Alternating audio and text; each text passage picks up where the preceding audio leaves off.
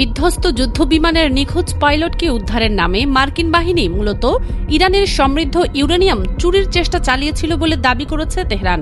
৬ April ইরানের পররাষ্ট্র মন্ত্রণালয় এই চাঞ্চল্যকর অভিযোগ তুলে জানায়, যুক্তরাষ্ট্রের এই কথিত সাহসী উদ্ধার অভিযান ছিল মূলত একটি প্রতারণা বা কভার অপারেশন। যুক্তরাজ্য ভিত্তিক সংবাদ মাধ্যম মিডল ইস্ট আই ইরানের পররাষ্ট্র মন্ত্রণালয়ের মুখপাত্র ইসমাইল বাঘেইর বরাত দিয়ে বলছে, যুক্তরাষ্ট্রের এই পুরো অভিযান নিয়ে অনেক প্রশ্ন ও অনিশ্চয়তা রয়েছে। পাইলটের অবস্থান এবং মার্কিন বাহিনীর অবতরণ স্থলের মধ্যকার বিশাল দূরত্বের বিষয়টি সামনে আনেন, তাহলেই বুঝতে পারবেন।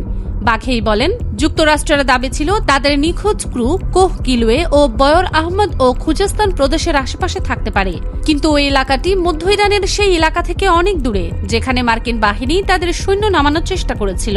পাইলট উদ্ধারের নাম করে সমৃদ্ধ ইউরেনিয়াম চুরির উদ্দেশ্যে এই প্রতারণামূলক অভিযান চালানোর সম্ভাবনা কোনোভাবেই উড়িয়ে দেওয়া যায় না। তাহলে কি যুক্তরাষ্ট্র পরাজয় ঢাকতে এই নাটক করছে? ইরানের সামরিক বাহিনীর পক্ষ থেকে এই অভিযানকে একটি ব্যর্থ প্রতারণা ও পালানোর মিশন হিসেবে অভিহিত করা হয়েছে। তাদের দাবি, মার্কিন বাহিনী এই অভিযানে ব্যাপক ক্ষয়ক্ষতির শিকার হয়েছে এবং তাদের বেশ কিছু বিমান ও হেলিকপ্টার ধ্বংস হয়েছে। মুখপাত্র বাঘেই এই অভিযানকে যুক্তরাষ্ট্রের জন্য একটি বিপর্যয় হিসেবে বর্ণনা করেন। মার্কিন প্রশাসন ও গণমাধ্যমগুলো জানায়, যুদ্ধ শুরুর পর থেকেই ইরানের প্রায় ৪০০ কেজি সমৃদ্ধ ইউরেনিয়াম জব্দ করতে বিশেষ বাহিনী নিয়ে ঝটিকা স্থল অভিযান চালানোর পরিকল্পনা বিবেচনা করেছেন ট্রাম্প। তবে বিশেষজ্ঞরা সাবধান করে দেন, এই ইউরেনিয়াম জব্দের অভিযান অত্যন্ত জটিল ও ঝুঁকিপূর্ণ। এতে বিপুল সংখ্যক মার্কিন সেনা ইরানে প্রবেশ করতে হতে পারে, যা বড় ধরনের সামরিক সংঘাত ডেকে আনতে পারে। সাবেক সামরিক কর্মকর্তা ও বিশ্লেষকদের মতে, অভিযানে অংশ নেওয়া সেনাদের প্রথমে নিরাপত্তা নিশ্চিত করে মাইন ও ফাঁদ নিষ্ক্রিয় করতে হবে।